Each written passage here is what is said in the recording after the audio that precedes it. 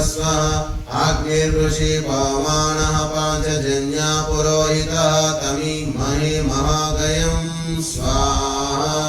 इदमग्नये पवमानाय इदन्नमः ॐ भूर्भुवः स्वः अग्ने पवस्व स्वपास्मे वर्चस्सु वीर्यं ददत्रयं मयि कोशं स्वाहा इदमग्नये पवमानाय इदन्नमः ॐ भूर्भुवः स्वः प्रजापतेन त्वरेतान्यो विश्वा जातानि परिता बभूव यत्कामास्ते धूमस्तन्नो अस्तु वयं स्याम पतयोरयिनां स्वाहा इदं प्रजापतये नमः ॐ तन्नो अग्ने वरुणस्य विद्वान् देवस्य हेडो वयासु तिष्ठाः यदिष्णो वहिनितमाशोषिषाणो विश्वाद्वेषांसि प्रमुग्ध्यस्म